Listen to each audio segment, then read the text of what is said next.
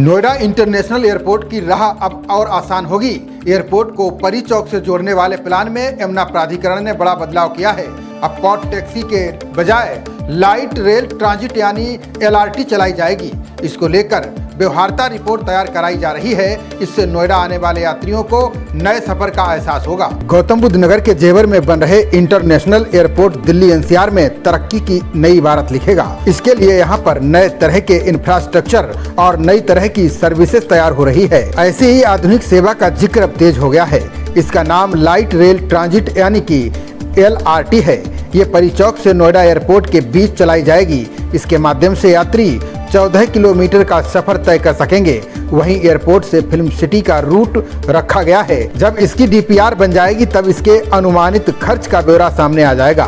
बता दें कि पहले इस रूट पर यमुना प्राधिकरण ने पॉड टैक्सी चलाने का प्लान तैयार किया था, जिसे निरस्त कर नया प्लान तैयार किया गया है। यमुना प्राधिकरण के CEO अरुणवीर सिंह ने हमारे संवाददाता कैलाश चंद के साथ नए प्लान की विस्तृत जानकारी साझा की। उन्होंने बताया कि यमुना प्राधिकरण द्वारा लाइट रेल ट्रांजिट की रिपोर्ट को तैयार करने का जिम्मा जर्मन कंपनी सीमेंस और भारतीय company Indian port rail and ropeway corporation limited को सौंपा गया है। इस रिपोर्ट को 30 जून तक प्राधिकरण को सौंपना है। प्राधिकरण की योजना यमुना एक्सप्रेसवे के समानांतर बनी 60 मीटर चौड़ी सड़क के किनारे LRT सिस्टम की लाइनें बिछाने की है। इससे ग्रेटर नोएडा और यमुना प्राधिकरण के कई सेक्टरों की आपसी कनेक्टिविटी बेहतर हो जाएगी। अरुणवीर सिंह ने बताया कि LRT सिस्टम शहरी क्षेत्रों के भीतर परिवहन के लिए अच्छा विकल्प साबित हो सकता है। LRT अधिकतम 80 किलोमीटर प्रति घंटे की रफ्तार से चलती है। स्टील पहियों के कारण ऊर्जा की कम खपत होती है। इससे संचालन लागत भी कम आती है। दुनिया के कई देशों में LRT सिस्टम चल रहा है। बता दें कि LRT को लाइट मेट्रो भी कहा जाता है। इस तरह के रेलवे की विशेषता है कि ये कम जगहों और कम लागत में अच्छी परिवहन सुविधा है। इसके अलावा उन्होंने बताया कि गाजियाबाद से ग्रेटर नोएडा बेस्ड होते हुए नोएडा एयरपोर्ट तक पहुंचने के लिए नमो भारत रेल परियोजना भी तैयार की गई है, जिसके लिए सर्वे का काम पूरा हो चुका है। वहीं पॉड टैक्सी प्लान को कैंसिल करने के सवाल पर उन्होंने बताया कि इसकी उच्च लागत, सीमित क्षमता और संचालन खर्च के कारण प्रदेश सरकार ने इस परियोजना को स्थगित कर दिया है। उन्होंने बताया कि LRT की गति जहां 80 किलोमीटर है, वहीं पॉड टैक्सी की अधिकतम गति सिर्फ 40 किलोमीटर प्रति घंटा है।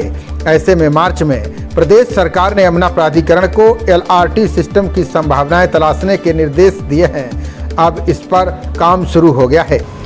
देखिए, हमने जब पॉड टैक्सी की योजना लॉन्च की थी तो उसमें हमारे पास फीडबैक आए थे। प्री बिड में बड़ी बड़ी कंपनियां उस समय आई थी। PRT सिस्टम जो लंदन की है, सीमेंस हैं, ये बड़ी कंपनियां, ग्लोबल कंपनियां आई थी और उन्होंने ये कहा था कि वो फिजिबल नहीं है पॉड टैक्सी। बेटर हो कि आप लाइट रेल ट्रांजिट सिस्टम लाइए, जिससे कि फ्रिक्शन भी कम होगा, एनवायरमेंटल फ्रेंडली भी कम होगा, सस्ता भी होगा, स्पीड भी दूनी होगी और ये बेहतर सर्विस होगी।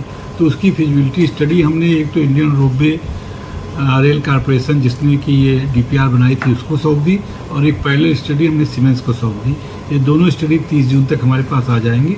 उसके बाद हम तय करेंगे कि हम एयरपोर्ट से लेकर के industrial sector to film city, वैसे तो स्टडी 2 फेज में दी गई है, एयरपोर्ट से लेकर फिल्म सिटी तक और फिल्म सिटी से लेकर के परी चौक तक। तो इसकी स्टडी, इस पर आने वाली कास्ट और इसमें फिजिबिलिटी इसकी कौन सी की अच्छी है, उसके आधार पर हम इसमें 30 जून के बाद अप्रूवल देंगे। निश्चित तौर से अपने इंडस्ट्रियल सेक्टर्स को एयरपोर्ट से जोड़ेंगे, जिससे कि एयरपोर्ट से में जो इंटरनेशनल बायर्स आएँ वो सीधे अपनी फैक्ट्री में जा सकें, फैक्ट्री का सोशल कंप्लायंस देख सकें, उसके प्रोडक्ट देख सकें, प्रोडक्ट को बनते हुए देख सकें, उनकी सैम्पलिंग वहाँ पर करा सकें, उसका क्वालिटी कंट्रोल देख सकें और उसके बाद वहाँ पर ऑर्डर दे सकें, इंस्पेक्शन करा सकें।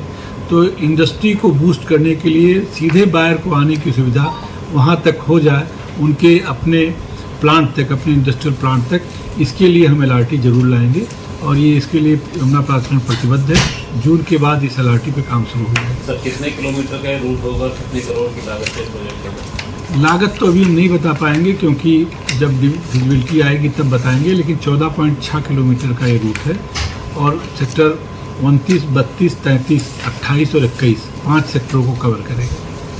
खबरों का सिलसिला जारी रहेगा। देखते रहिए जनप्रवाद। नमस्कार।